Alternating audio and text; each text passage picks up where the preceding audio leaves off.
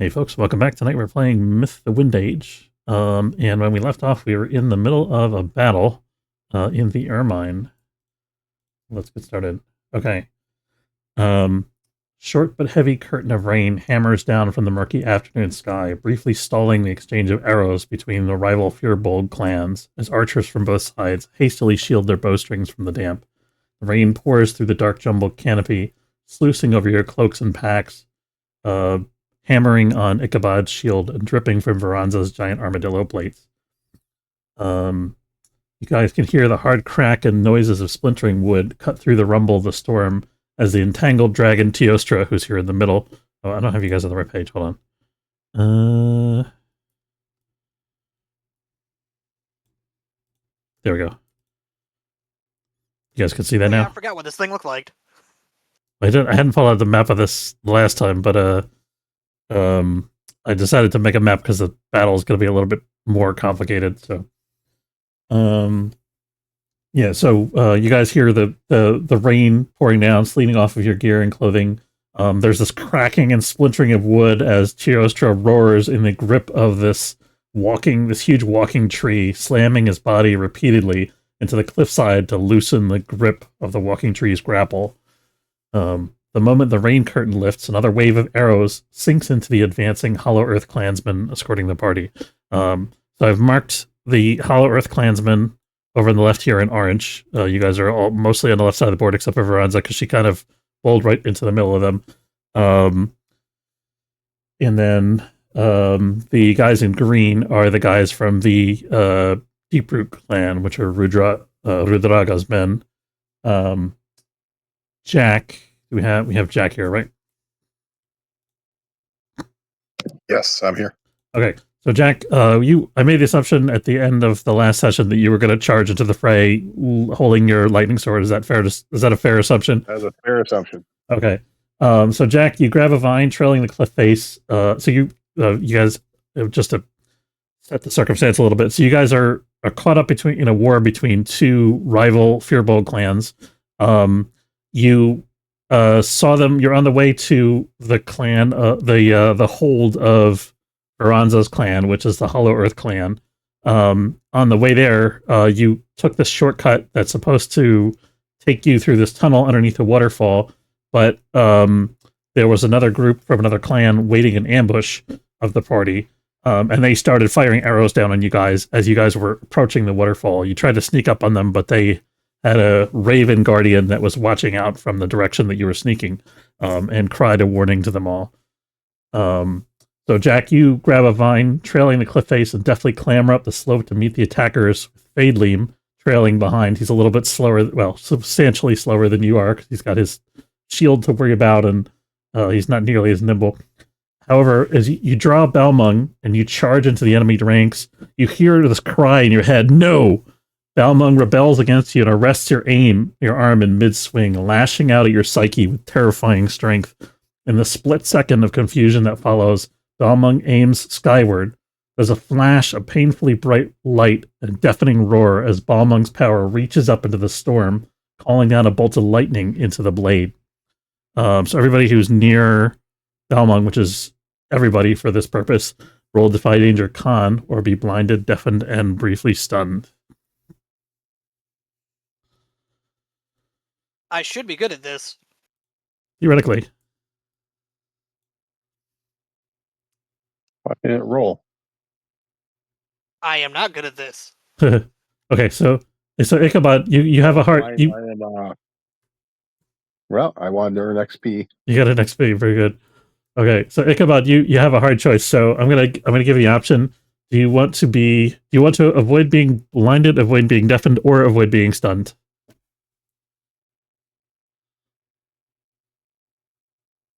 I think being blinded would be the better option to avoid.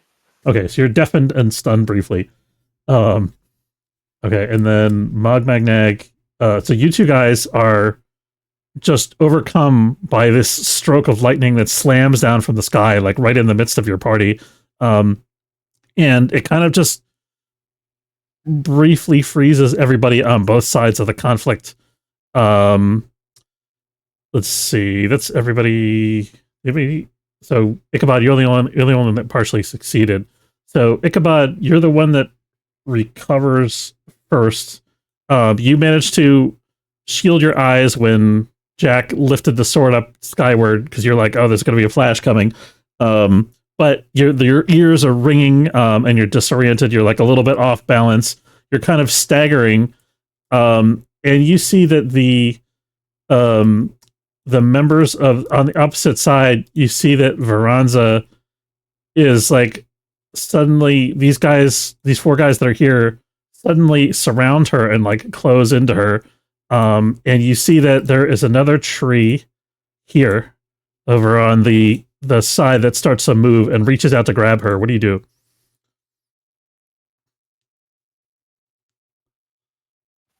Well, I don't know if she's blind or deaf, and so I'm going to try to shout at her.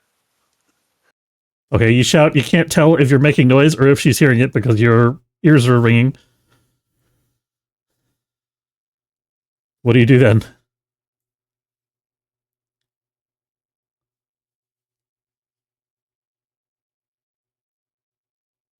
I have to consult the backpack. The backpack? Eudora the Explorer. I have nothing that would draw her attention. You also My children's book. You see that on the ledge above you there are 2 archers that are kind of staggering, also dazed by the lightning bolt, and the ones next to Jack and Fadeleem are similarly struck. You also see as you're watching Veranza kind of briefly struggle with these creatures that the tree that's directly in front of you also slowly begins to move, its branches lowering down towards you. What do you do? Make the most horrific girly scream ever. Okay.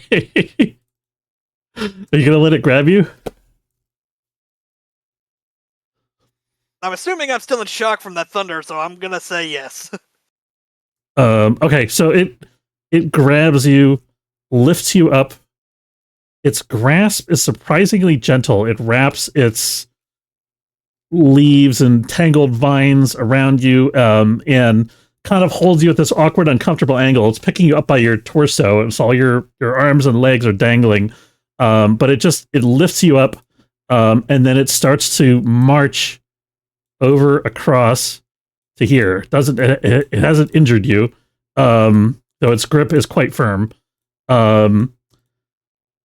Let's see, which Magmagnag or Jack, which one of you guys recovers next? Monmag's probably bigger than me, so he'd recover first. Okay, Mog. So you start to clear the blindness from your eyes. You know, you have those like green after images all over your retinas, like you're sort of having like double vision almost, and your ears are ringing, but you are able to move around and you're kind of able to see. And you see that the 2 archers, even though they're obviously also incapacitated by the lightning stroke, are starting to stagger backward in the same direction at this thing, and you see it carrying Ichabod. What do you do? Okay, so Mog's picking himself up or whatnot, and he's getting to his feet, and he's that blue area, that's like a drop, right? In the middle. So there's so the waterfall goes in tiers, so each one of these things is like an elevation change, with the lower elevation being towards the bottom of the map. That makes sense. I think Mog is going to make his way towards that tree that's got... sorry, who's... That's Ichabod. Yeah. So Mog's going to go running towards that tree that's got him. But I guess... I'm assuming Mog still has his axe. I know he threw it. You ran up and recovered it because I think you threw it like at point blank range. Yeah, so I think Mog's going to try and like run across to the tree and try and like cut off the arm that's holding Ichabod. Okay, go for it. If you just want to do damage to the tree, you can hack and slash, or you can do like a defy danger strength if you just want to free him. But if you roll especially well, you can also deal damage. Question of which is the priority. Yeah, I probably just try and free him. Okay. So that would be defend. Did you say Defy danger strength. defend? All right, so you smash its arm with your axe. Go ahead and do your damage.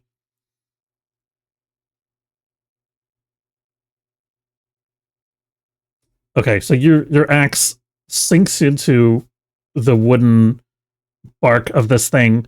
You manage to hit a couple like peripheral branches. It's enough that you hack off like one of its thumb basically, and it drops Ichabod.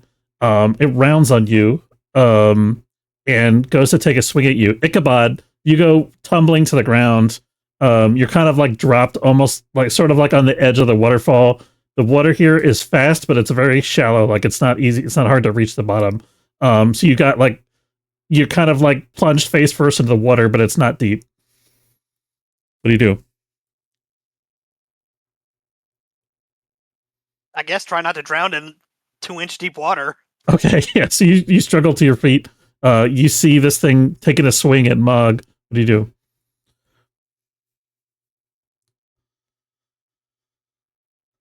Against better judgment, rush tackle him to get him out the way. Okay, you're tackling Mog. Yes. Okay, I would say that's defy danger strength or maybe a defend. What do you think? Probably defy danger. Okay, go for it. It's actually defend. He's doing a classical defend. So He's trying to make sure that Mog isn't hit by. Okay, yeah, I'm gonna allow that defy danger. So you kind of rush at him and you hit Mog and you're kind of pushing him. How are you pushing him exactly? Which way is he going? Towards that cliff wall. Okay, so you tackle him into the cliff wall. Does he fall?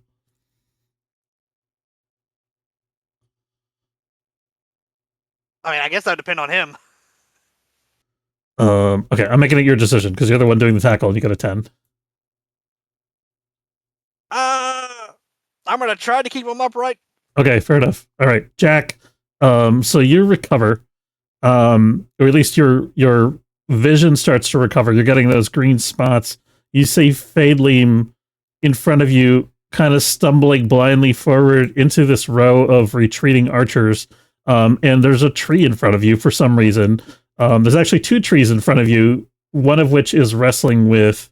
Actually, he's not moving back, sorry. One of which is wrestling with the dragon over here, and one of which is advancing towards you guys. Balmung is fighting you inside your head. It's going to try to wrest control of your body. What do you do? Shut up and start acting right. We've got enemies to fight. I can do defy danger, wisdom, or charisma, maybe. All right, I'm telling them you're better off work with me than doing any of your other ideas. That's why you end up in that fucking cave. Oh, sorry about that. Didn't mean to swear. It's all good. Balmung, you force Balmung to yield, but it's like, this isn't right. As you go to swing at the... Are you swinging at the tree? Oh, heck yeah. We got a burst of... I'm going right into... I'm basically jumping into the tree and then unleashing an inferno of electricity and everything around me. Okay, let me put you on top of the tree. Give me 1 second. Go ahead and do hack and slash. Hack and slash. All right. Isn't that a bad idea? Dude, my character is one bad idea. All right. Oh, wait, I have to... there's more things to do, but that's fine. It was... Okay, go ahead. I actually have a declaration that I was going to make, but that's fine also. Go ahead. What's your declaration? Oh, it is... Oh, wait, I've already done something like that, so it should be effective, even though it was Balmung that did it, right? He did some lightning thing. What are you trying to do? I'm gathering. Yeah, you can insult the... Okay, it's not the only attention you've drawn. You got Balmung's attention. That's a no-brainer. This tree, you've got this tree's attention. You're going to hit it. Go ahead and deal your damage. All right, so it's just damage, right? What do I do? Damage? Here it is. Okay. 6. Okay. I'm definitely outnumbered 7-8. I'm using a sword, which is it is. Let me read it. What it says here. Are you outnumbered? I mean, you've got 3 friends next to you here, and he's got the tree and 2 archers. I would argue that you're not outnumbered. All right. I'm doing something here though. Forceful, close, near, messy, forceful. Okay. So if I succeed, it knocks people back and stuff, and makes them like it might even do random damage to people around me. Okay. So you bring the sword down with a stroke of lightning. The lightning flashes into the tree and smashes it. Which direction are you hitting it in? We're going for the river, baby. Okay, so this way. Canoe. Okay, so to the right here, yes. To the middle of the water, wherever that is. Okay. So you hit it towards the water. There we go. You hit it towards the water, and it topples on top of this hapless archer who's still partly deafened from the lightning blast. The lightning, as you strike the tree, flickers into this archer, killing him, and basically incinerating him, and some of it also flickers to Fir'bolg, and he is stricken. Let's see. There we go.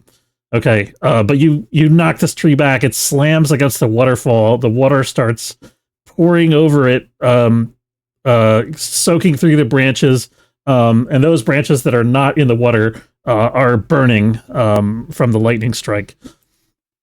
Let's see. And then I yell at everybody around me. And you brutally end an unworthy enemy's life in full view of their allies. They gain an intense fear of you. Take +1 ongoing to intimidate or attack them. Okay. Go ahead and you can yell your intimidate. I think that's just a charisma check, right? Basically. Yeah. How do I? There you go. 11, 12. Okay, they're frightened of you. The tree spirits. Yeah, the tree spirits don't really. The intimidation doesn't really affect them, but the archers are all going to flee. They're struggling to get back away from you. This guy scrambles up the... Actually, no, he doesn't. No, he's going this way. These guys scramble back hastily as the guys on the other side here start to recover. They see that some of their comrades are fallen. They're moving up here. This guy climbs the slope a little bit. And he's going to shoot an arrow over at the tree. It doesn't do much, though.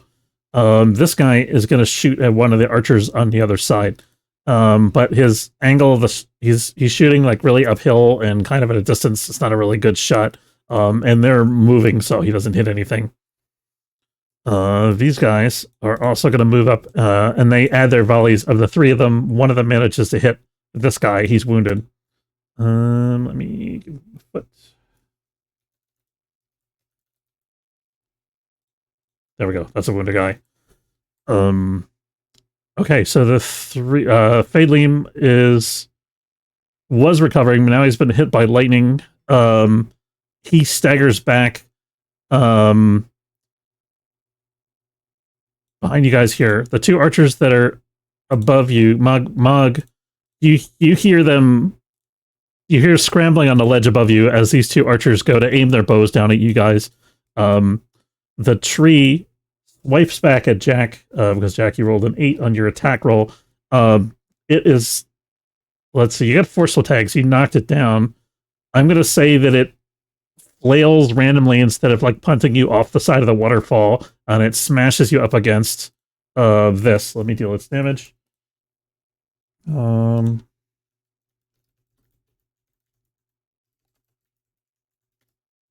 Okay, you take 4 damage minus your armor as it smashes you with one of its big that's wooden limbs. After my armor, so that connects with this. Okay. I wish you'd roll a d4 for me. You want me? Yeah. Okay. There you go. Oh, so I take a point of damage. Okay. So you're hit, and you're also knocked down for a second as it hits you. These guys continue to wrestle in the center. This tree starts to lumber forward. It grabs hold of Veranza. They start to grapple. The tree that is up top here, behind these two archers, also starts to move. And it comes lurching down. You see this thing lurching down over the ledge towards you, like almost at this precarious angle, like it's not really used to balancing in a normal, like, downslope climb. It's almost like a tree falling on you, Dag. And these two archers are also lining up to shoot at your party. What do you do? Mog, can he, like, are they within arm's reach of Mog, or does he have to climb up the cliff? It's gonna, you can reach it. It's gonna fall on you, so you can hit it as it's going down. Yeah, I was hoping to, like, grab its leg and kind of, like, bring it down, like, slam it on the ground. Oh yeah, okay. That sounds like a strength.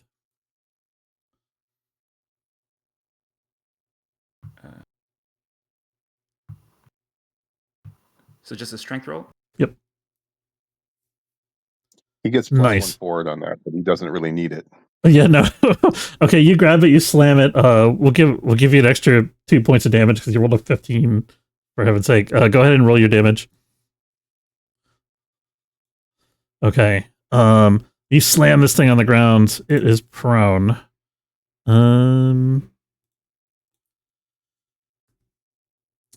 Let's see. Ichabod, you see the two archers up here lining up on Mog. Liam has recovered from his stun. He turns and looks up at them, and he's like, "Look out!" But he's a little bit too slow to shield him. What do you do? I take whatever they shoot at me. Okay, that sounds like defend.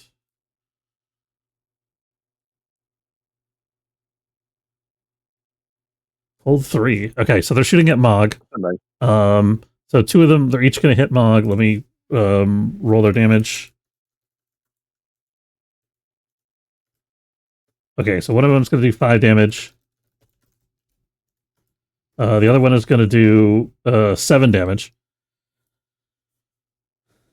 So you can spend your holds to reduce their attacks or open them up, or what do you want to do? Probably reduce the attacks. Okay, so that brings it down to 2 damage minus your armor and 3 damage minus your armor, Mog. Sorry, how much damage? 3? So it's 2 minus your armor and then 3 minus your armor. Gotcha.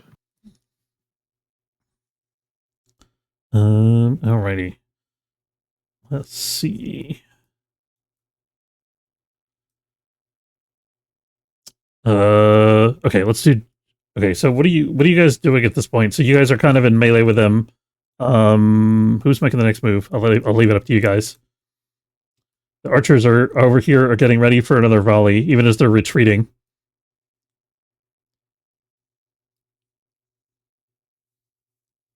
I'm going after these archers up here. Okay, go for it. I just spider climb up. I think is it called the Void Eye roll? No, it's free running.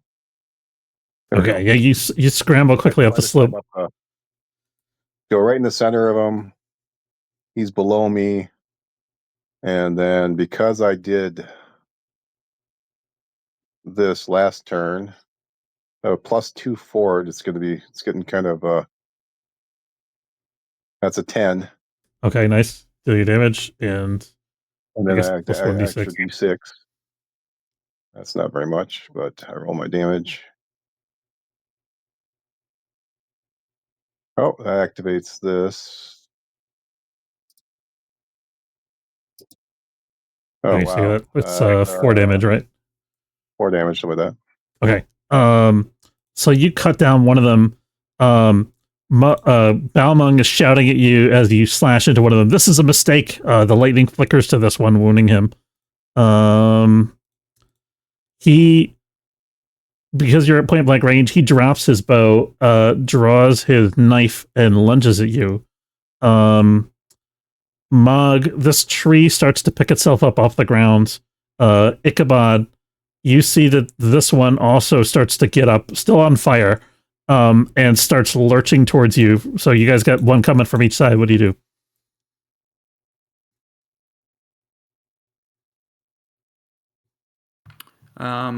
this tree that's trying to get up on my side. Can I pick it up? Like, is it within my power to Pretty pick it up? big. It's not. I would say it's a strength roll to pick it up, but it might be possible because you're a giant. Yeah, because I was Oh, thinking of you're right. picking it up and throwing it at the other tree. Yeah, go I'll for do it. the 15 and we'll talk. Yeah. So that's a strength, right? Yeah, you do it. Okay. So you thinking it's not dwarf tossing you're doing here. You're picking up this big piece of furniture and smashing it into another piece of furniture. It's not graceful in the slightest, but it gets the job done. Go ahead and deal your damage.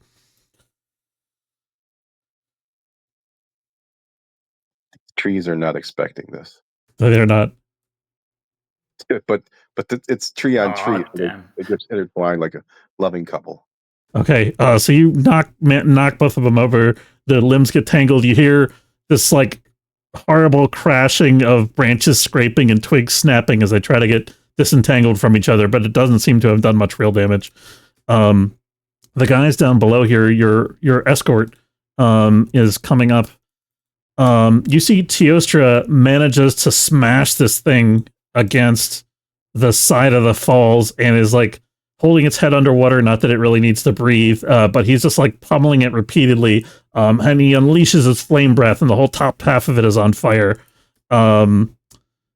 This guy down here does one of those, like, puts the gestures downward with his hands, and like stone shoves up underneath him to elevate him all the way up here, and he is going to send spikes of stone that are like drawn from the base of the falls into this thing and start to splinter it and impale it. These two guys are shooting. I think they're gonna. Yeah, they're shooting more or less ineffectually at the tree that's on fire, which is this guy here. Jack, this archer is coming at you with a knife. What do you do?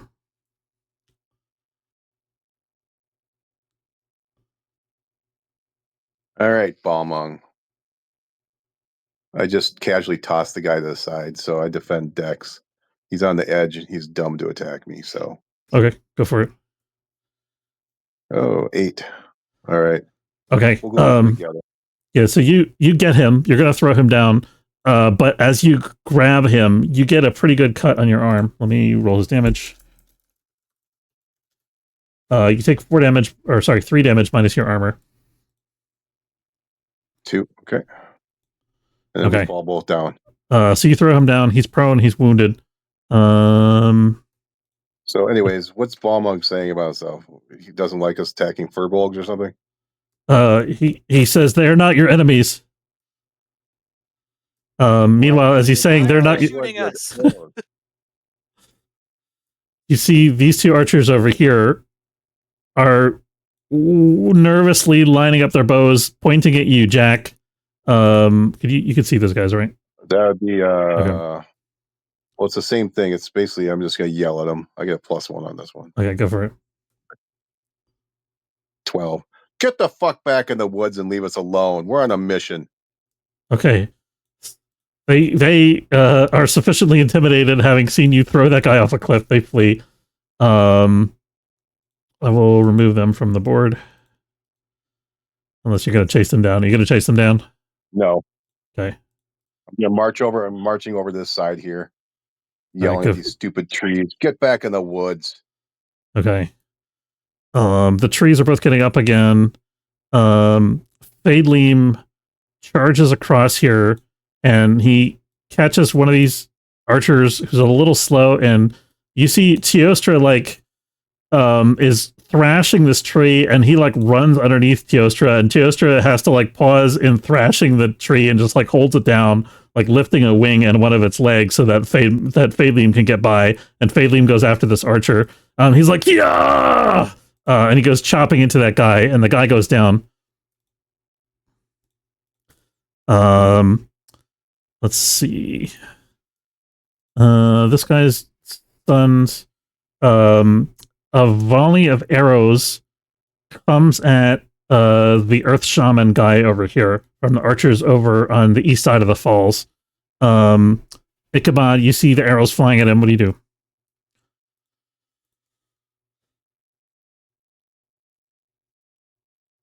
You still have one hold left. Oh, that's true, yeah. Hey, you guys cut out there for a second, so can you repeat that? Ichabod, your NPC buddy here, your escort, is being shot by 4 archers. What are you gonna do?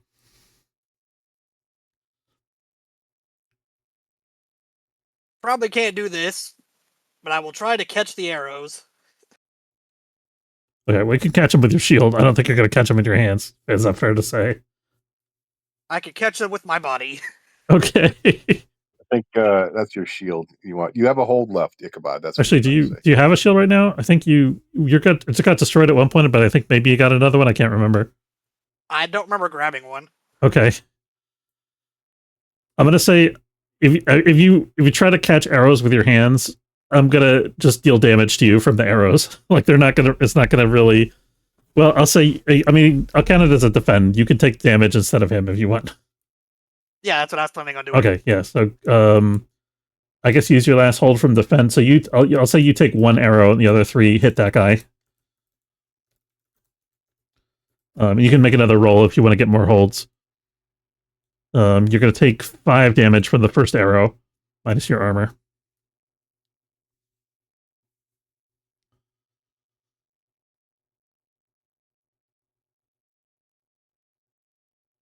I took a very big arrow, apparently. Yep. Yeah, these guys are elite archers. They're very good shots. Even though he wasn't aiming at you, it was pretty like center body shot for their target, and you kind of really had to get in front of him in order to prevent him from taking damage. You can use that last hold to have the damage on you if you want, or you can use it to protect the other guy. I'll use it to protect the other guy. Okay.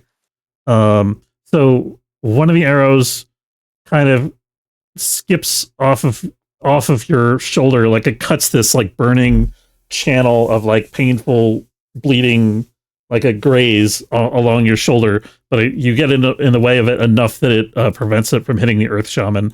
2 arrows go straight at his head. One of them bounces directly off of the stone armor that's covering his face, but the other one gets him through the cheek, and he cries out in pain and falls to the ground, prone and wounded. Veranza, I wish she was here this session because I would. I'm gonna say she's gonna shape change into something small to get out of this thing's grip. And she kind of flows around over to here, and then changes back into her Teostra form. Now, once she's escaped the grapple, one of the guys over here shouts something in the Fir'bolg tongue, which none of you guys understand. Actually, I don't know. No, yeah, we established none of you guys have been west before, except for maybe Mog Magnag. Mog Magnag, have you been west of the mountains before? No. Okay. Jack is dumb as a rock. Yeah, so they shout something in a language you don't understand, and they all turn and start to run. And the trees kind of just go immobile. Like they don't turn, they don't flee, they kind of just stop fighting and kind of slump to the ground.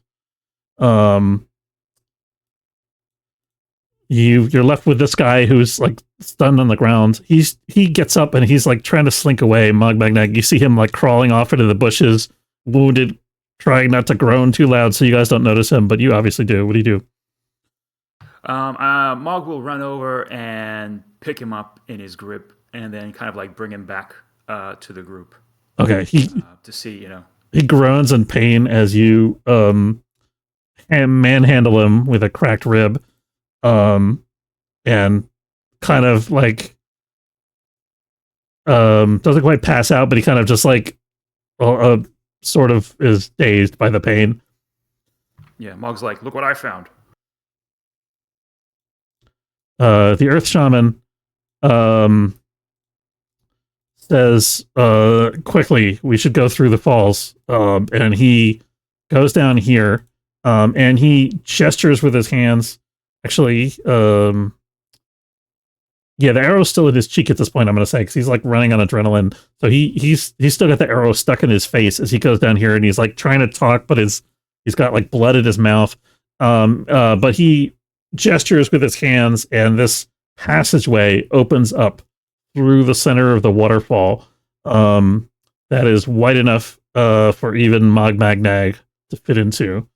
He says, "Follow me." You guys follow him?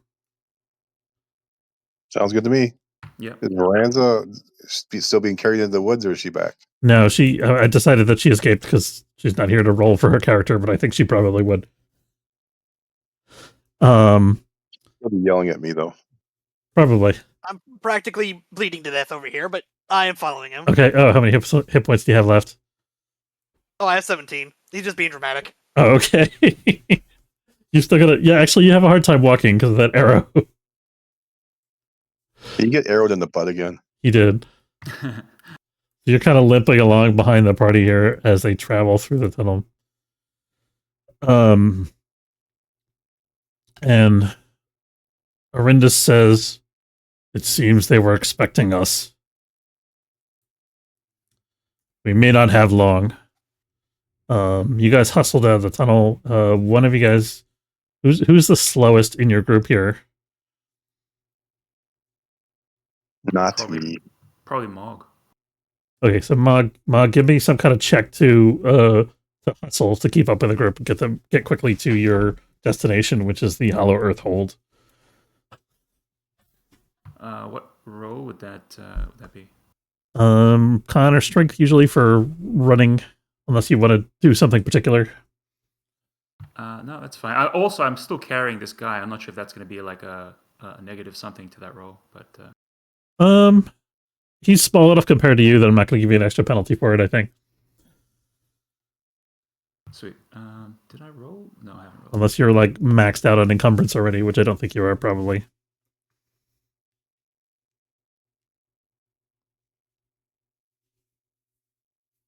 So con 11. Okay. So you guys hurry through this maze of tunnels. It's quite swift. Let me put you guys back on the other board. And you're at your destination, which is the Hollow Earth. Make sure I have everybody's pog here. Oh, Mog, I still have your old pog. Give me 1 second.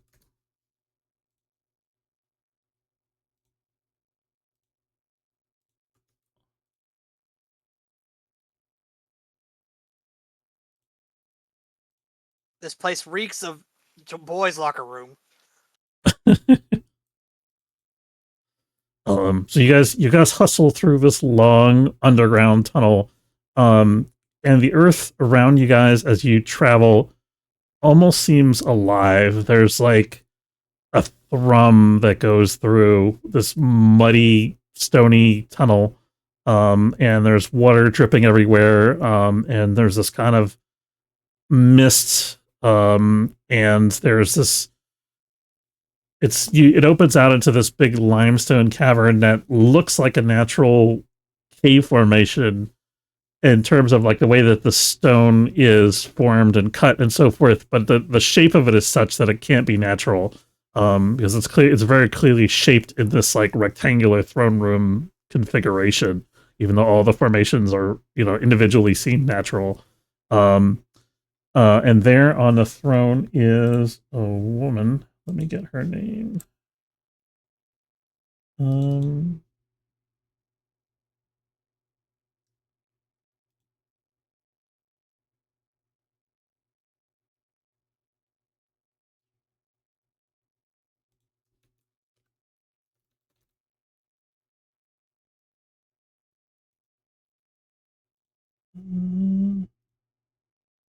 Here we go. You see there's kind of like a middle-aged Fir'bolg woman dressed in these kind of ceremonial shamanistic robes, sort of similar to the garb that Orindus, the earth shaman, had, but more ornate a little bit more like gilded and inlaid with silver. She's got these kind of hair ornaments and stuff like that. And she rises as your group approaches, and she looks at you all sternly, and she says, "What is this?" to the Earth Shaman. And Shaman Arindus says, "It is the druid Veranza. They've come from the Ermine on a quest," and he's kind of panting, exhausted, wounded, and he's kind of like, he gestures to you guys because he's having trouble talking. What do you do?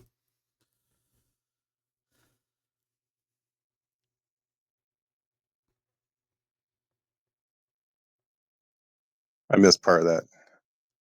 Okay, so he's brought you to the throne room of the Earth Shamans of the Fir'bolg. There's a woman named Hjarthur Whisperfire, who sits on the throne looking down at you guys and says, "What is all this? What do you guys say?" What's up? Whoever stops you from her, she narrows her eyes suspiciously at you, Jack. Somebody else want to chime in? I lost half the reason why we're here, so I was just like, I'm confused. It was fun getting ambushed. Anyone else have fun? What? It's just a couple arrows. Yeah, loads. While I have one still sticking out of me. Fadelim's like, that thing out. I go over to him and pull the arrow out of his butt.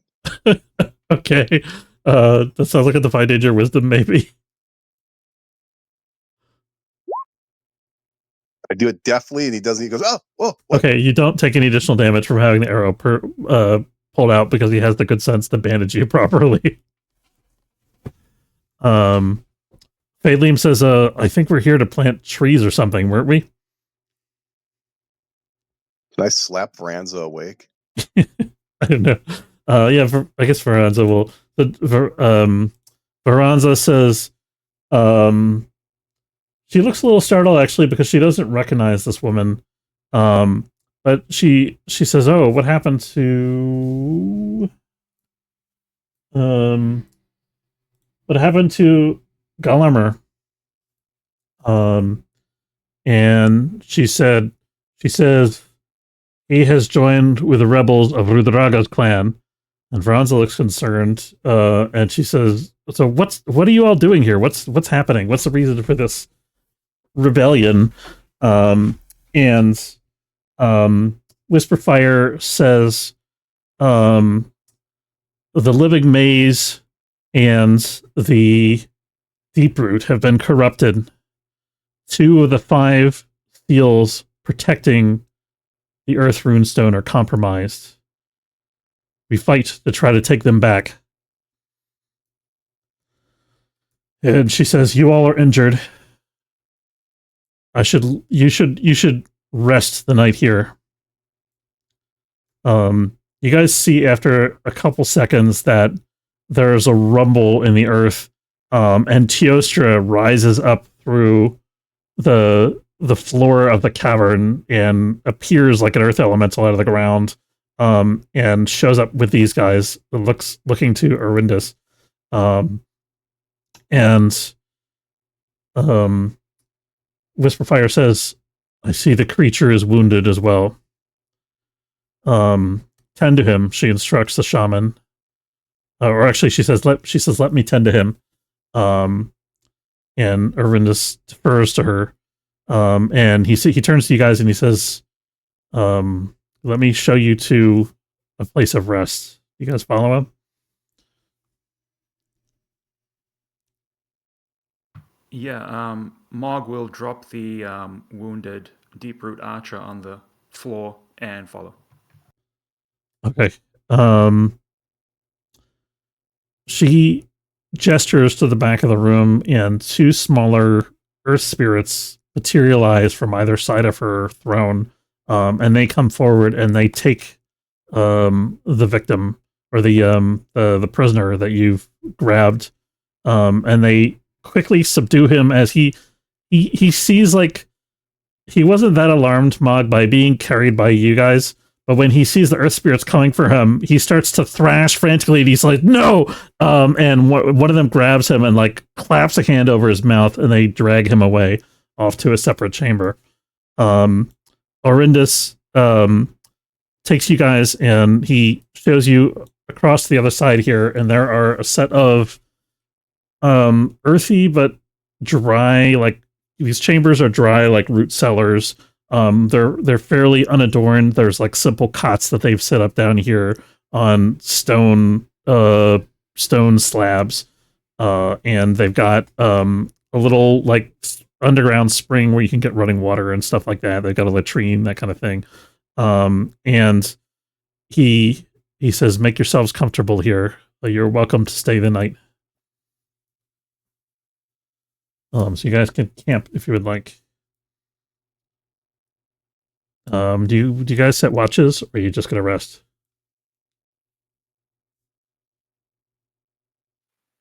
I mean, being suspicious of getting shot again, I'm gonna take a watch.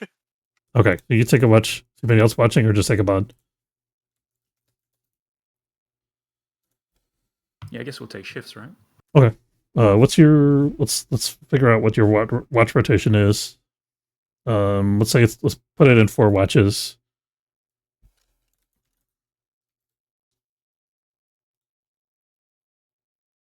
Who's on first watch? Let's say the I mean, it I have should be dark vision, so whenever it Ichabod, gets dark, I then can me, probably then work. Monmag. I couldn't hear both of you guys at the same time. Sorry. I heard the dark vision. What did you say, Jack? Ichabod, me, and then Monmag should Okay. be the order. And then maybe Varanza, I guess. Okay. And which watch do you guys want Fade Liam on? He's like, "I'll take a watch."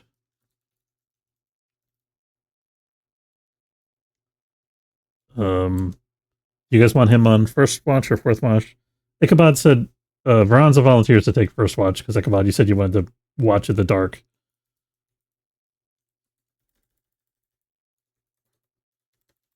Yeah, I'll have a little fire going. That's my turn. Okay. And Phalim says, "I'll share a watch with you." He says to you, Ichabod. Okay. Okay, just don't fall asleep. He says, "You brought coffee, right? What is coffee? You're trying to kill me, aren't you?" Okay, so you guys settle in as well as you can. Everybody mark off a ration for the night. You can heal up to half of your maximum hit points. And you can level up if you have the experience. Anybody have the experience to level up? It's 7 plus your current It'll be a level. long time for me. Yeah, not me. Okay. Ichabod, you good? I have no experience to level up. Okay. You got to roll dice to fail in order to get success. I haven't failed yet. That's the bad part. Despite falling over and getting shot repeatedly. You got to fail more. Yeah. Okay. So you guys take watches.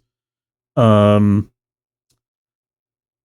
watch is Varanza wakes you up, Jack, for second watch, and she says it's been quiet. I spent a little time speaking with Lady Whisperfire, and she mentioned that the high seat. There's going to be a conference at the high seat of Tara. They're going to take us to the conference. It's the seat of all the high king of all the 5 clans.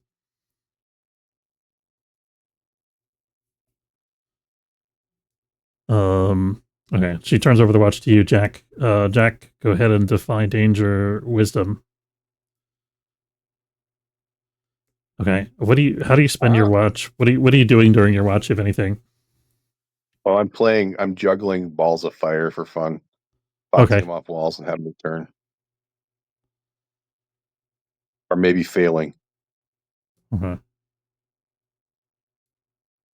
Yeah, so you you clumsily juggle balls of fire, and I'm gonna say you start to juggle successfully. You're concentrating on it for a minute, and then you're distracted by a sharp, shrill sound that echoes somewhere in the distance in the cave. You kind of lose hold of the flame, as you hear it. What do you do? You tell wherever. Can I tell where it came from? Oh. Which way? You come out into the main chamber. You don't see anything right off the bat. You could roll discern if you'd like. Discern realities, right? Okay. Holy crap! What the hell is this? I think it's been like 9 sessions since I probably Oh man. discerned reality. Okay, go ahead Just and holding up. ask your question. What's making the sound? Okay. So the side chamber off to the south, you step out and you listen for a second and you hear another fainter cry and a gasp from a chamber off to the side here. And you kind of creep over to check that out and you see a light spilling in from down. There's like a very narrow, low, long corridor that goes down to another section of the caves down there. And you peer down the corridor, you see a light coming through. And one of the earth elementals, one of the earth spirits is holding the prisoner. And you see him kind of still for a second. He's bleeding. He struggles and thrashes as the other earth elemental hits him. And there's a crunch of breaking bone. What do you do? Tell this earth elemental to keep it down. People are trying to sleep here. The earth elemental looks at you, hesitates for a moment, and then you see Orindus step out from the side of the cavern, and he looks down at you, and he says, "This is not your concern, outsider." It was when you started waking me up. "I apologize for disturbing you," he says with gritted teeth. Don't you have like caves everywhere? Torture your prisoners somewhere else. I walk away. Okay. I'm gonna say as you leave, you hear the grinding of stone as he like reshapes the tunnel to form a closed space, so that you won't have to hear the screams of the Rudraga clansmen being tortured. What's that? I go, thank you, as it closes. Okay. You head back on your watch. Eventually, after some time, it's really hard to tell. All these like Jack considers all these Fir'bolg just to be, they're all convenient enemies, aliens to him, you know. Yeah. Jack, after what feels like the right amount of time just from habit, although it's really difficult to judge down here because there's no natural light. The little light that you guys have comes from like bioluminescent moss that they've strategically planted along the walls, or like a lichen that they've strategically planted along the walls in different places. I got some fires going. Okay, you put some there. Okay, you got your flaming chain out to provide some additional light. Eventually, you hand off the watch to Mog. Do you say anything to him? They're torturing those little elfie dudes, but I told them to shut up, so they closed the door. So you shouldn't have anything disturbing your sleep. Mog thanks him. Okay, Mog. Cuddle up with a rock. Mog, you get up. I'm gonna ask you because I forgot at the beginning. Rand would say right now. Yeah, I know, right? Mog, how do your people feel about tight spaces, underground spaces like this? What has your experience been from an experience point? The only time he remembers Because I think the ogres were enslaved underground with the trow, right? So and he escaped when he was young. So I guess he's used to open spaces after that. I guess since he was since he escaped. So probably fairly nervous, I guess, Okay. or anxious. Yeah. And everything's a little short for you. Like you're not really able to stand up straight in this place. Yeah, I'm crawling around. You're Crawling kind through of corridors. you're kind of on the edge of the seat, the edge of your seat, and are you kind of wandering around? Or are you staying in the room with the party, or what does your watch look like? Probably if there are any guards around, like sorry, what are these people? The Fir'bolg. Fir'bolg. If there are any Fir'bolg, I mean good Fir'bolg guards, he's probably going to try and try and find out more about their warrior culture. You know, their what they consider glory and stuff like that. Okay. So you wander around, you find that there's a couple, it's like the middle of the night by the time you guys got down here, or by the time your watch comes around anyway. You find that there's a bed chamber, another stone chamber further down the hall from where you guys are billeted, that there's a couple Fir'bolg kind of, I'm going to say actually they're all sound asleep. Like you could see that there's a whole bunch of guys in there. And there's a wooden table where that they have set out, or actually I would say it's a stone table. They got a stone table that's kind of set out in front of their bed chamber, and there's sort of like what looks like a common area.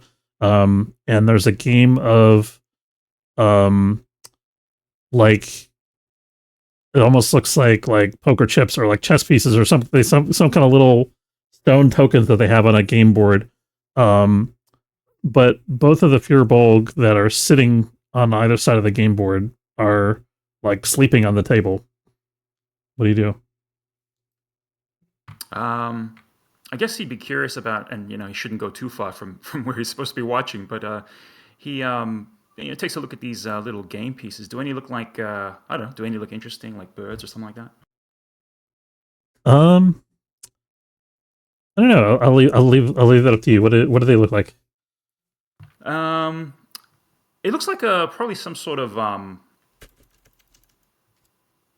yeah, it's probably some sort of like fantasy chess thing, right? It's got some creatures on it, whatever else, and he's paying particular interest to the ones that look like birds because he likes. Okay, they probably have griffins because there are griffins in the Ermine. Yeah, so he'll probably look around and maybe kind of take one. Okay. So you pick up a random piece off the board. You just pocket it. A griffin. Yeah, okay. Yeah. He picks up a griffin from the stories that Ferran's pocket one of the griffins. You You hear as you're standing over the table, you hear from somewhere out across the main chamber. There's this kind of. What do you do? In the room, like in this chamber, there's a It's sound. coming. No, it's not coming from this chamber. It's from out here somewhere. I guess he'll stop for a moment and just listen carefully, just to see if he recognizes it, I guess. Okay. You can spout lore if you want to identify the sound. You can do discern realities. You want to kind of look around and try to figure out what's causing it. What do you want to do? Yeah, probably just look around. What direction it's coming from? Yeah. Okay, so that'd be discern realities. Very good. Okay, you get 3 questions. Okay. What should I be on the lookout for? Okay.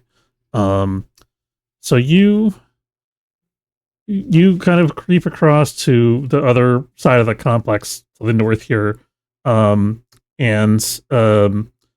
you see that you peer into another larger chamber, and there's this huge stone table on which you see the dragon Teostra is slumbering, stretched out on its side.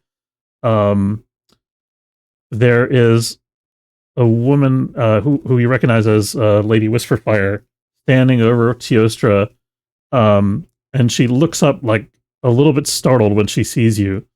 And the dragon kind of like slowly groans and makes this like rumbling groan, which is the sound that you heard. And she says, "Can I help you?"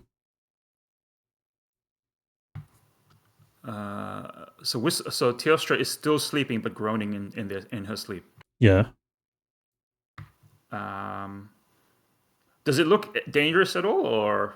I mean, it's a dragon. It's sleeping. Oh, sorry. I meant like whatever Whisper Fire is doing. I'm gonna say for Maybe I should make that a question. Yeah, go for it. What is about to happen? I guess. What is about to happen?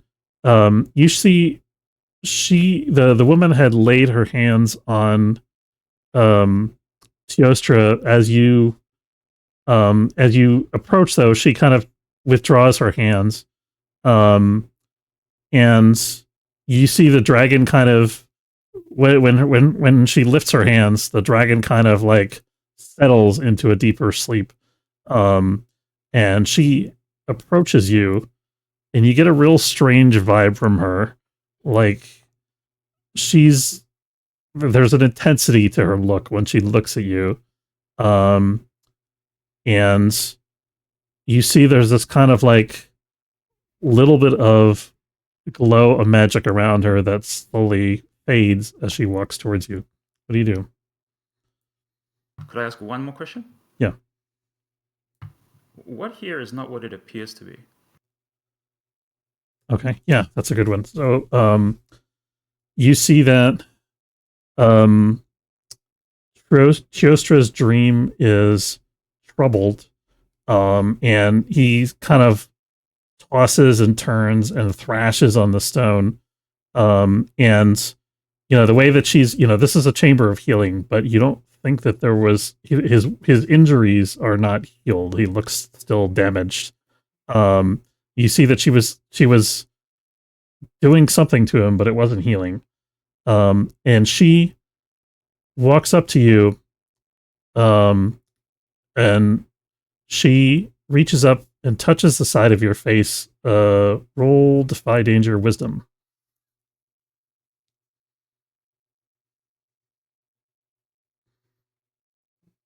Okay, Defy Danger.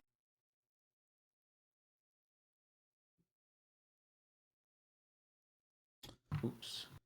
You stumble, hesitate, or flinch. Okay. Where's outcome hardware? Really choice. I'm gonna say you there's like a weird confusion in your mind. You turn back from the chamber and stumble back into the main hall, and after a moment you don't remember what you're doing out here. What do you do? So I don't remember that interaction I had with or that I saw with Whisperfire and Teostra? No, you have the feeling like you walked into a room and then forgot why you were there. That's kind of how it feels, and you feel like it's really chilly in here.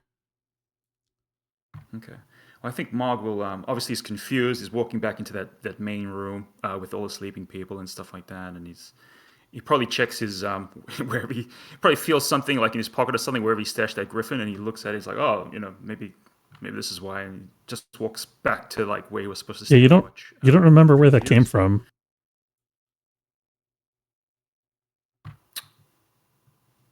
Yeah, I guess he might. Is he back in that room with the game board? No, you're in the main hall still. Oh, main hall. Yeah, I'd be like, Mog will probably be just looking at it. Just you hear the priestess woman, the high shaman, says behind you, "Is everything all right? You look troubled." Mog quickly pockets the griffin again. It's not the first time he's probably taken something that looks like a bird, and he's like, "Oh yes, everything's fine. Just out for a walk," and then he heads back to where he was supposed to stand watch properly. Okay. The rest of your watch passes by uneventfully. Let's see who's next on watch. So we have Ichabod and Phaedlim. So eventually, at some point, you wake Ichabod. Ichabod, you feel like you actually start to wake up right around the time that Mog comes to wake you. Like you feel like you're very well rested. Like you maybe got an extra hour of sleep. You just have a little more energy than you normally have when waking after a watch. But you felt like you had a strange dream, but you can't really, it kind of slips from your mind in the first couple seconds after waking. Phaedlim is up too, and there's a quiet. I'm going to say actually he's out in the main hall, and he's sharpening his sword on a whetstone.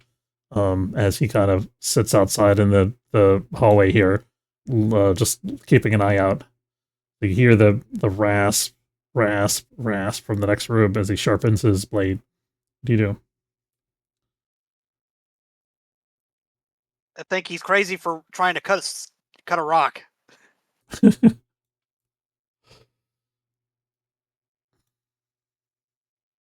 guess I will patrol the perimeter. Okay. So you look around, you find what I was talking about before. There's a couple of Fir'bolg that are sleeping around the game board in the common area adjoining their bedchamber.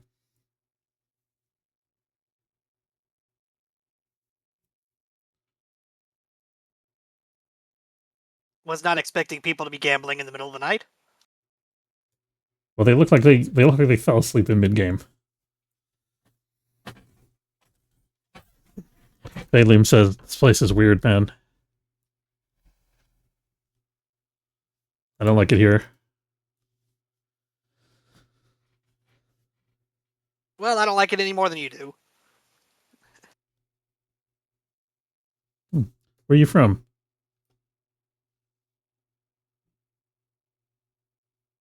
I don't know the name of it. You want me to put you back on the world map?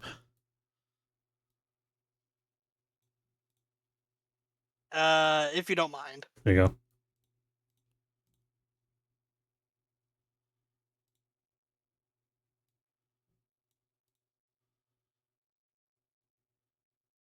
Can you see the world map? Yes, that would be. Yeah, I can see it. I'm from the Island of Hope, if I'm reading that right. Where is that? Oh, up in the north. You said, oh, up north? Yep. What's it like there? Bit icy.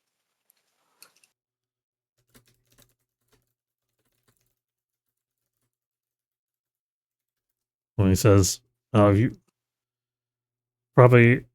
says, when I was on campaign years ago, they took us up through Norn Pass. And that was icy, let me tell you. And he starts to talk to you about this battle, where the Watcher the Watcher's armies had been spotted for the first time. The army was just patrolling the old river road, looking for like bandits and the like, trying to hunt down Myrkridia, because Myrkridia are rampaging everywhere. He talks about the experience of seeing The Walking Dead for the first time. And no one ever, the Myrkridia have been rampaging across the land for almost 1,000 years at this point, but The Walking Dead were rare or unheard of until this particular battle a couple of years ago. They saw what they thought was a group of bandits, and their commanders sent a detachment down to investigate, but they saw people rise up out of the water and surround them, and he just watched a whole group of guys get cut down, and he doesn't talk about it in like it's not a very coherent story. He kind of talks about it in fits and starts. Like it's kind of thing like he's not sure why he was one of the people that was up in the past and not one of the people that went down there. Like, he remembers people that went down there into the forest. He says it was not too far from where we are, I think, actually. A couple miles north of here.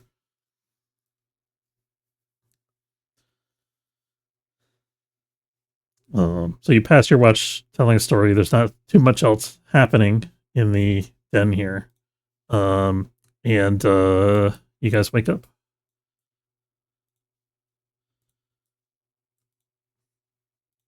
You got There's it. no coffee. There's no coffee. Phaelium's no, I'm gonna say Phaelium's got coffee in his rations, but he's got, he he's like, what do you give me for it? Because he doesn't want to share. He doesn't have that much coffee. He only brought it up for himself, really. No, Ichabod doesn't drink it. He's just pointing that out. Okay. Yeah, so he's brewing himself a little mug of coffee.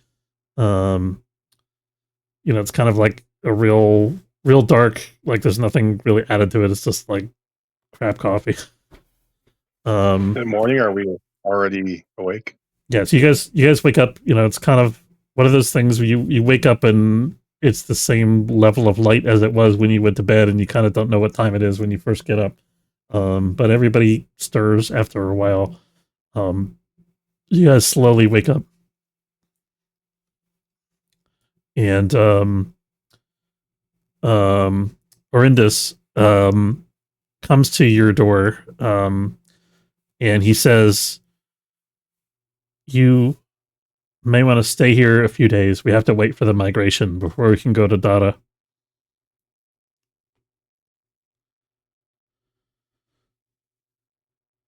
$10. Okay. So I guess we see if cave moss tastes any good. Yeah, he's good. We're gonna ask them to, since we help defend your people and stuff. I need some supplies. Got any of that elvish bread or anything like that? I said, yeah, they share out the rations with you. They give you enough to feed you for the next day. Can't believe you don't want cave toad.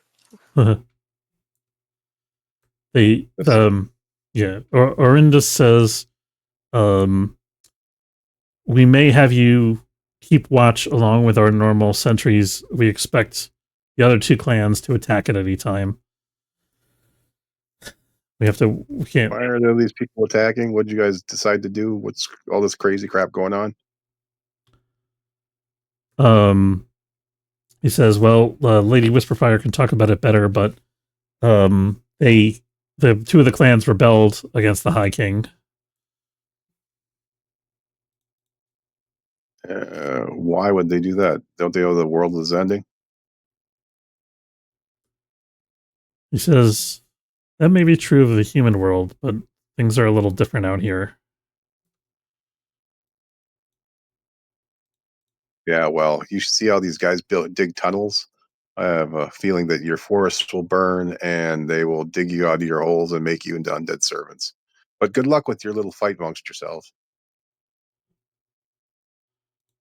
He smiles thinly at you. Lady Whisperfire greets you all as you guys are sitting around eating moss and mushrooms or whatever it is that you guys are eating down here. Cave salamander, yum yum. What's that? Said cave salamander, yum yum. Yeah. Oh yeah, cave salamander, a delicacy. I have to ask if Veranza it likes cave salamander, because this is her native cuisine. The Lady Whisperfire says, while you all are waiting for the migration, since you seem like strong fighters, I have a favor to ask of you. She says, there's not a clan. Jack goes, What's that? yeah, Jack goes, I've gone 1-to-1 with the leader of the enemy. What is his name? Fir'bolg. That we stole the his greatsword from. Oh, the Fallen Lords. We're talking about Moagim, the Faceless Terror. Yeah, I fought Moadim, the Faceless Terror, and stole his sword and survived. I'd be happy to fight for you. She doesn't look as impressed as you think she might. But she says there is a tribe of creatures in the southern reaches of the forest that are not Fir'bolg. Another race of humanoids, savages, cannibals, she says, that trouble us. Anything you could do to help us rid the forest of them would be a boon to our people. Francis says she's not going to make it tonight. Is she? She said she was going to be late. Oh, we're going to have to switch places. I'll be the quiet one, and then she'll have to talk. Have you tried chasing them out with fire? She says they want to burn down their forest anytime sooner than we do. Yeah, she says none of us are fire wielders. We've battled them with the Earth Dream, but they have magics of their own. Air magic mostly, I think.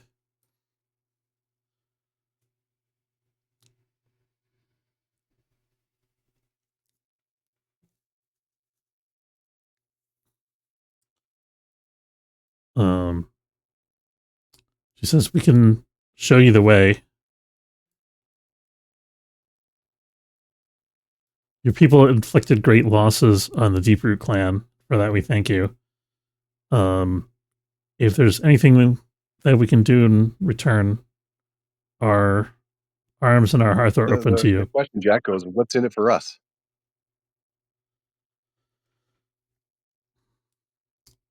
She says, so far, the only thing I've received from you is some 2-day-old underground salamander. She says, what is it that you require of us? Would you like passage to the Earthstone? Right. Was that the one I touched originally was a Firestone, right? That's correct. Yeah. Stone. And who needs in the party the Earthstone? I mean, I don't use magic, so it's whoever needs magic. Yeah. So if folks are unfamiliar, each of the major aspects of magic in the world is governed by what's called a dream. A dream is sort of like a font of a particular type of magic that is from the shards of Weird, which is the creator spirit. And in order to wield a particular type of magic, you have to have touched the runestone that teaches that magic. So Jack and Drum, who are both fire wielders, have touched the Firestone, which is in the Warlock's Tower at Skolomance. Varanza, who is the druid, Earth Guardian, has at one point in her life touched the Earthstone, which is near the high seat at Tata, which is where you guys will eventually be headed to. Do any of you guys have a desire to wield Earth magic? That's what she's asking. I don't think we're really... Do people wield more than one dream? They can. Each dream has to be learned separately. I'm happy with my fire dream. So I mean, I can touch it, but I don't know how good it'll be for me. It'll be pretty good, actually, since you like to protect yourself. Or Mag. I think Mog's probably not gonna want to do magic. The Trow did magic, right? The Trow, yes, they do magic. Yeah, they actually. Yeah, so Mog's probably like a little bit against, like doesn't want to become like. So Mog, you know that there is a dark goddess that the Trow serve, that they worship in a great marble and sandstone temple that sits at the center of their city, the bronze city of Rhiannon.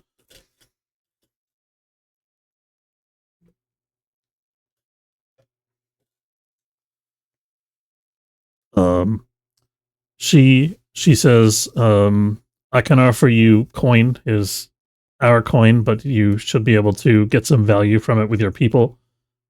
She says, I can offer you good bows. I can offer you servants. She gestures, and after a couple of moments, one of those Earth Guardian spirits appears. I can offer you favors. What is it that you would like? Well, since you're underground, you got any of those? Could use a couple more mandrake roots. Since we're into fighting a lot. This is of course, yes, we can offer those. One for each of your party. She offers. Right. One for each of us. That would be great. Very well. They're lifesavers when you're in the middle of battle. She says, take care of the leaders of the Bre'Unor, and we will offer these mandrake roots as a reward. Sure, but my character's going to sign off here. I'll talk to you guys next week. All right. Thanks, Jack. All right. See ya. You bet. All right. We're going to keep going for a little bit. I think it's pretty early and we started late. We're down to just the two of you guys, though, Mog and Ichabod. Yep. Okay. So are you guys going to sit out? She says, I'll send one of the earth spirits to guide you. So this is going to be a perilous journey. So the earth spirit is going to provide the navigation. So one of you guys has to be the quartermaster. One of you guys has to be the scout for your little party here. Who wants to do which? They're both wisdom checks. What would you like to do, Ichabod? I guess I'll be the scout. Okay. I'll be quartermaster. All right. So both you guys roll Defy Danger Wisdom.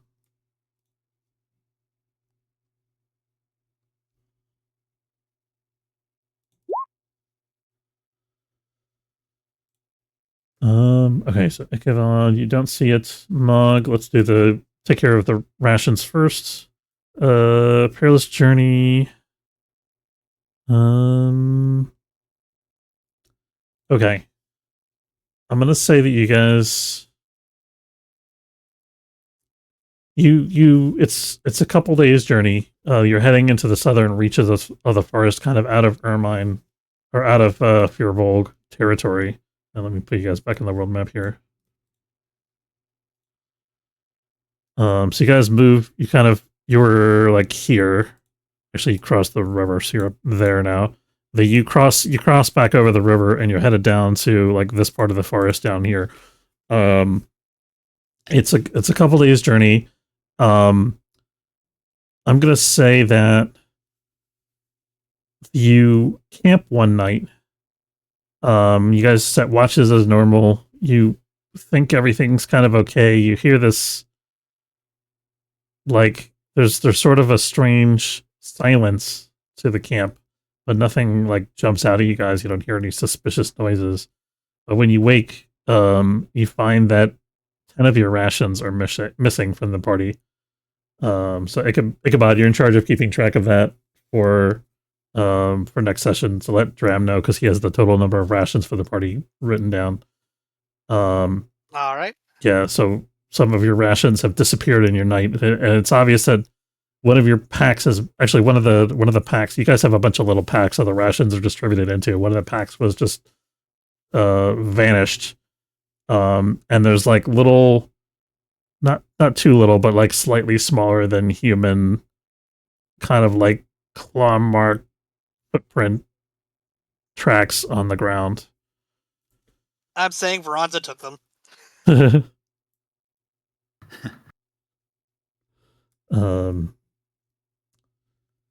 All right, so Mog, you got 7. Yeah, okay, so that was Mog, you were the quartermaster, right? So you guys use the normal number of rations aside from the break-in of the camp. I'm gonna say, so you're gonna use 2 rations per party member for the journey down here.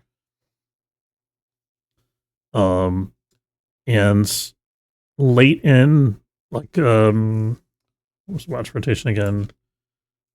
Ichabod, you're on 4th watch, so the fourth watch rolls around. It gets to that point where it's like between 1 and 4 in the morning, kind of, just like around right before when your watch changes, or right after your watch changes, and you hear this like ominous chanting in a strange language in the woods.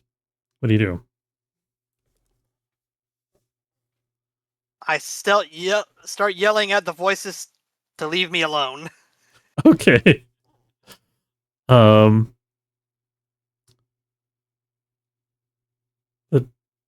chanting doesn't stop. What do you do?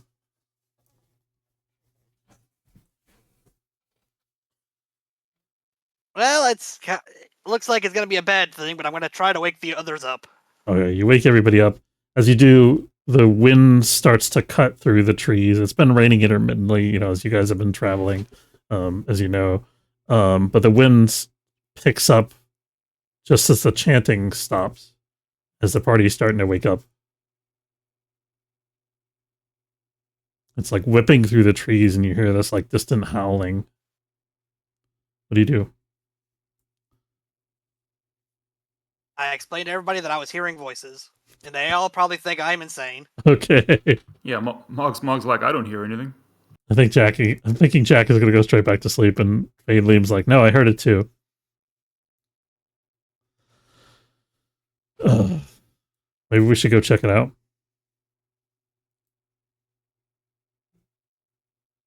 Well, time to go punch some ghosts.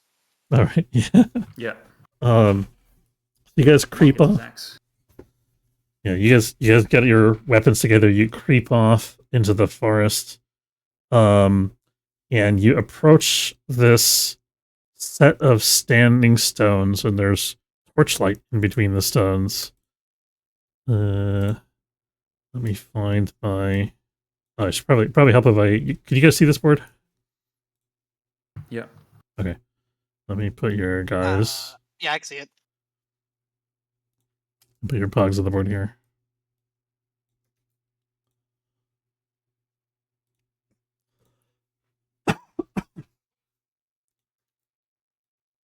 So I'm putting you guys on the board, but the board is small. You can be a little bit farther away, scoping it out, obviously. Let me put down some guys.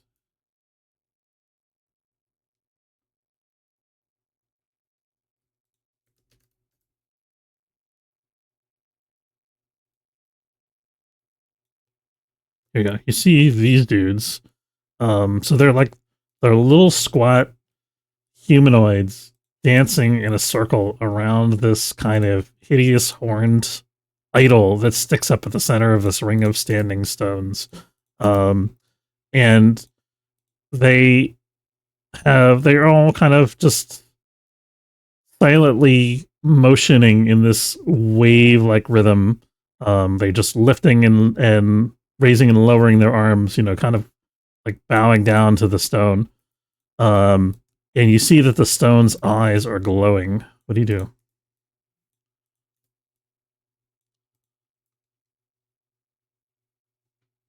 I run straight towards one of them. Okay. You charge in. Mog, what are you doing?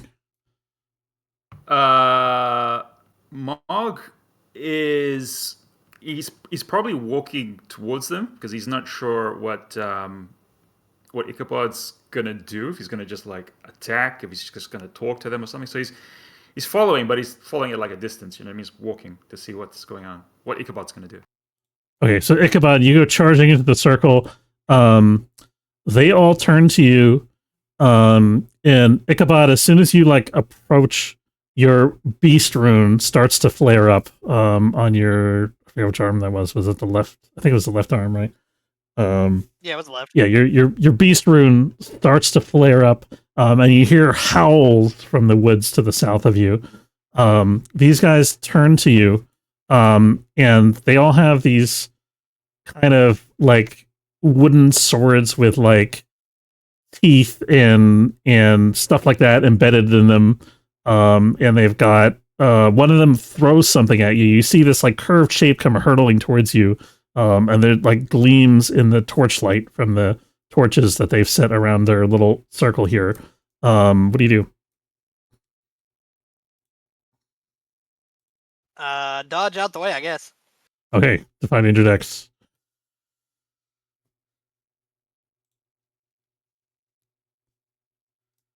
Okay. Stumble, hesitate, or flinch. I'm gonna say okay. So you duck under this thing that comes swooping over your head. And Mog, you see that it continues on past him, and it starts to arc through the air, and it comes back around towards the back of his head. What do you do? Oh yeah, Mog's gonna try and run toward Ichabod and I guess try and reach out and. This wasn't the wooden sword, right? This was. No, it's a boomerang, is what it is. Boomerang, sorry, it's a boomerang. Yeah. So he's gonna try and I guess run towards Ichabod and grab the whatever's coming around to the back of his head. Okay. Dex.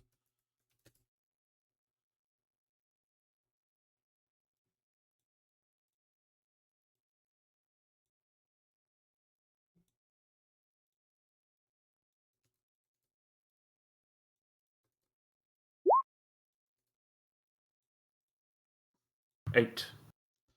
Okay. You grab the boomerang. It's going to do some damage to you. Give me 1 second. Sweet. You take You have 2 damage. acquired the Legend of Zelda boomerang. Yeah, you take 2 damage as it cuts into your fingers as you grab it because the edges are sharpened. Rah! Ichabod, you've dodged the boomerang. You hear Mog behind you roar as he grabs something. These guys come charging at you, and you see motion as wolves start coming out of the trees, close on your flank. What do you do? The beast rune is howling to be let loose. I guess I gotta punch him. Okay, go for it.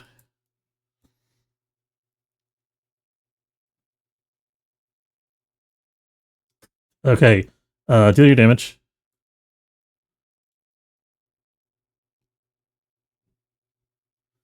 Okay, so you easily cut down 2 of these guys. What does it look like? How do you hit them? One straight in the jaw, and then the other one getting a backhand as I spin around. Okay, so you hammer the one guy, you like smash his jaw and send him flying, and he just sprawls. The other guy, you send him flying the opposite way. These guys close in around you. Mog, you see that Ichabod is getting charged by these guys. The wolves, though, are circling, trying to get him. These guys are kind of like, almost like they're making a big noise. They're coming at Ichabod, but they're not like getting into his reach directly. You see that they're like trying to maneuver him so that one of the wolves can grab at his hamstrings as they start to come around behind him. What do you do? I think Mog would like to like shoulder charge the. You see that stone pillar? Yeah, If it fell, would it fall onto that idol they're worshipping? Or yeah, you onto can them, I you guess? can absolutely do that. Go for it. Yeah, so he's gonna just try and like from where he is now, he's gonna just try and charge the one of those standing stones to drop it on either whoever's like that group that's there or onto the idol if it reaches it, basically. Just like Okay, go dominoes for or it. something. I think that's strength. Hopefully that'll do something. Get their Yeah. attention. Okay. I'm gonna say you squish 2 of them. As you slam it to the idol, you with your giant strength, you uproot it from the ground, send it flying, smash it into the idol. Deal your damage to the idol. This guy is also pinned underneath it. Not too shabby. Nice. Okay. There we go. He's pinned. Okay. So you smash the idol and it howls, and the light in the eyes of the stone starts to glow brighter, as the air around it begins to shimmer. What do you guys do?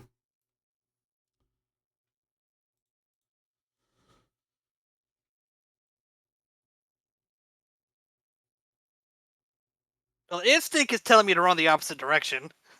I'm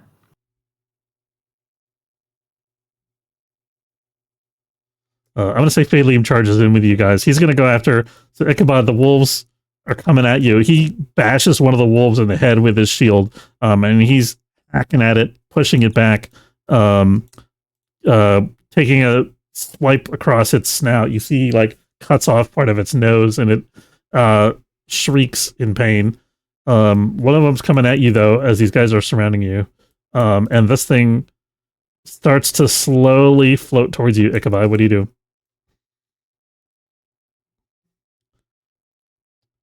Kicks Like- the dog. Okay, go for it.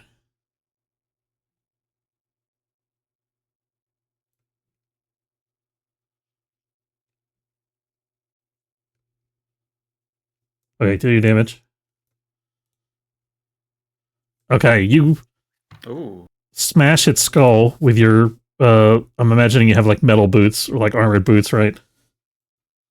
Yeah, I assume so. Yeah, you smash its skull with a metal boot, and it crumples to the ground, nerveless, as these guys close in on you. You can, I'm going to say you can hit one of the other guys with your 10. Do you want to, what do you do to the other guy?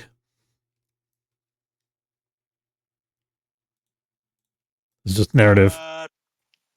Just smash his head against the stone pillar behind me, I guess. Okay, so you like grab him and you whirl him around and you bash him, and these guys are a lot smaller than you, so you can manhandle them quite easily. You smash that guy, and it takes two blows. The first blow smashes the horns and the skull helmet that he's wearing, and the second one smashes his actual skull. You finish this guy off. This one guy turns and starts to back away from you, even as this spirit thing moves forward. And Ichabod, you feel the air around you. There's like a rush of breeze around you, and the air kind of goes still. And it's like, it feels like a weight on your chest, and like the air is being sucked out of your lungs, and you start to like gasp for air. Magnag, you see this kind of like shimmering, sort of invisible thing flow over Ichabod, and he starts to like choke and cough. What do you do?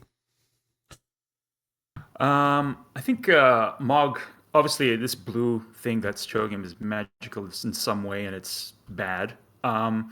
He's going to grab one of these little guys and throw him at Ichabod to try and like knock him out of the gas, I guess. Okay, you're gonna grab this guy over here, or you're gonna grab one of the dead ones? Yeah. Okay. No, it's gonna be a live one, like 2 for 1. Okay, go ahead and move your dude. I'm somehow having a panic attack, apparently. Yeah. So Okay. So go ahead and I think this is a define danger, strength or dex, maybe. Yep. Strength is fine. Yep. 8. Okay. You hit Ichabod. I'm gonna say you deal half of your normal damage to him. Go ahead and deal your damage. Oh shit. Sorry, Ichabod. Oh, Oh shit, Max. Yeah. Max. The one You- time I roll Max. You throw a little bit too hard. Ichabod, you take 5 damage minus your armor as he hurls the dude at you. The dude is like flattened against your armored breastplate. And there's like, it hits you with such force that it sends you flying. And it feels almost like it knocks the wind out of you, but then you gasp for breath and you're able to take in air again as you get knocked out of the area of this creature. The creature goes to flow toward you relentlessly. Ichabod, what do you do? As you're like, you got this like little dead guy lying on top of you. He's not super heavy, but dead things, the body, it just feels a little bit heavier because it's completely limp and inert, like sitting on your chest. You know how like, if a cat sits on your chest in the wrong way, they feel a lot heavier than they really are. So you got this thing on top of you. Dead body nunchucks. Okay. You pick up the body, you swing it, the body passes through it, and you see the air ripple around it, but it doesn't even slow down. What do you do? Start running. Okay. Give me define danger, strength or con.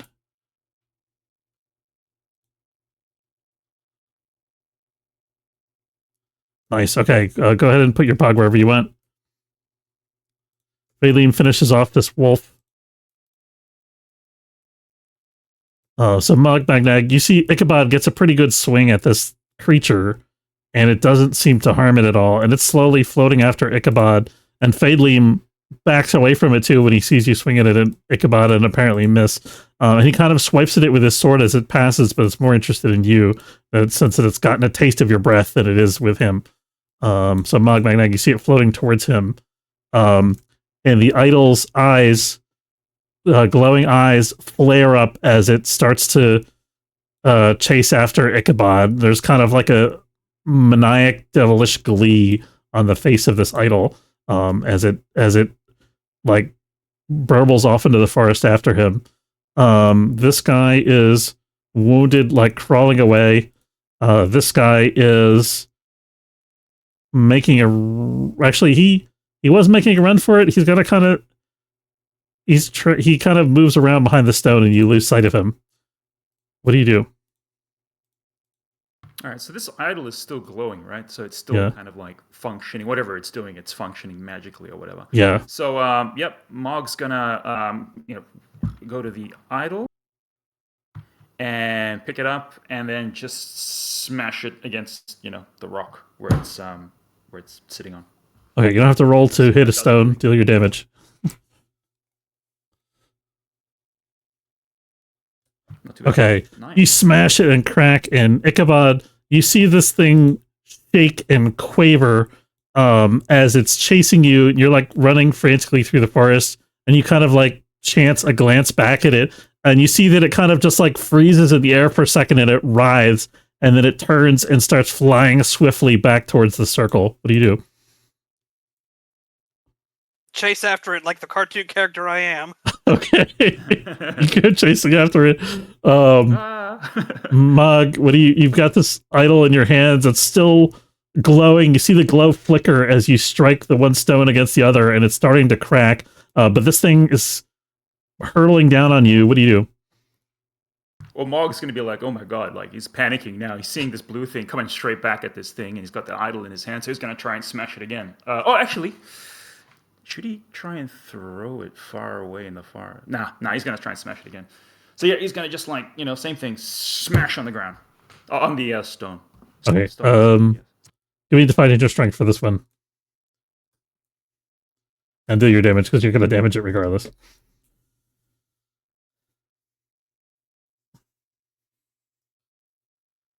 Okay. I'm going to say this thing gets onto you as you lift up the idol to smash it again, and you feel it like I said, it's stealing your breath. It's forcing the air out of your lungs, and there's this hideous malevolence to it, and you hear it like whispering in your ears almost as it engulfs you as you're holding the stone. And the statue's eyes flare brightly. And as you go to lift the stone and bring it down again, you see that as this thing holds onto you and steals your breath, the crack in the stone starts to slowly heal itself. What do you do? Oh, wow. I guess what he's going to do is he's going to... I'm just thinking, smash it again? Or throw it into the forest and hope it like just follows it? You take 5 damage from suffocation. Oh, now? What's that? So I take 5 damage now? Yeah. Gotcha, 1 second. Okay. Yeah,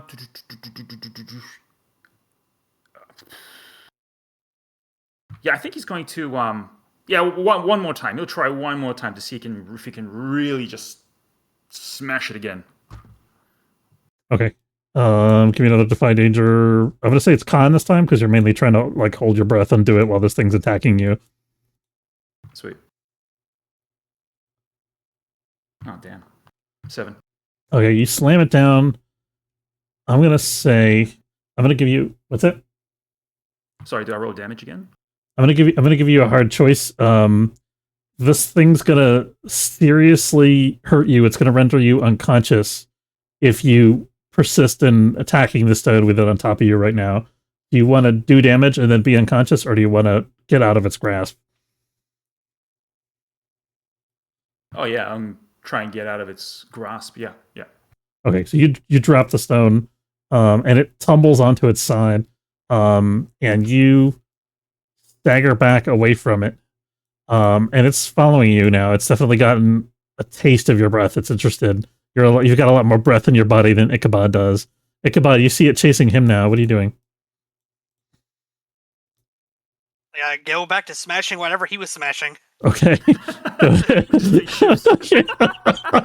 Go ahead and deal your damage. Mog's running into the forest. Ah. You're hitting it. What are you smashing it with? Are you just hitting it with your fist? This block of stone. Using the helmets on these dead guys. Okay, fantastic. So you're hammering it away at it. And Mog, you're fleeing. Give me defy danger, strength or con to stay out of its reach.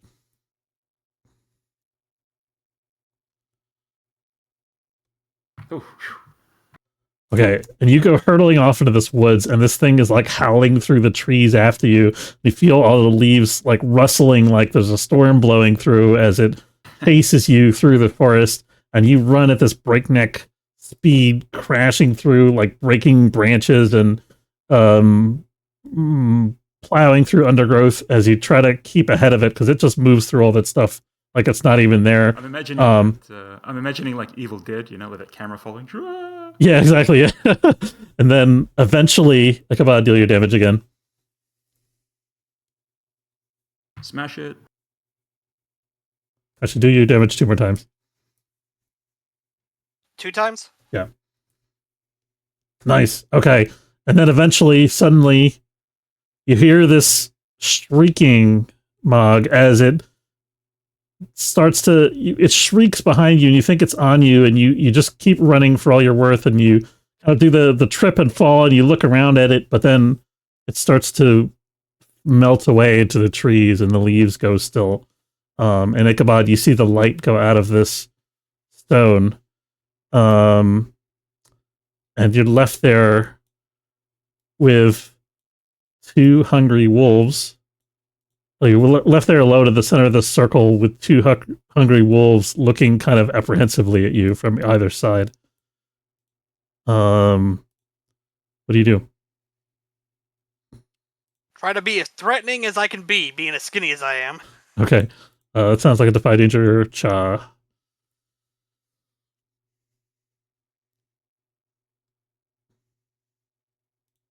Okay, what do you do to make yourself threatening?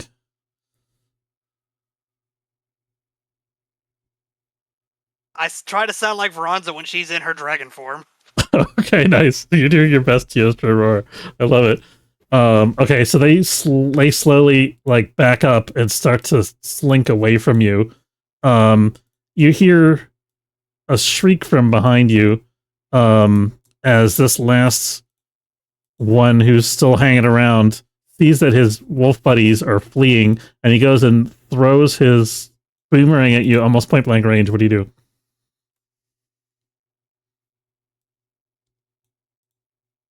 Trying to be terrifying and take the hit. Okay. Defend. Okay, you're gonna do. Okay, he's gonna deal 6 damage to you. Which option do you want to pick? I will have the damage effect. Okay, so you take 3 minus your armor. And he, having thrown the boomerang, he raises his sword and charges, hoping that he can hit you before you recover from the throw. What are you gonna do? Return his weapon to his face. Okay, go for it.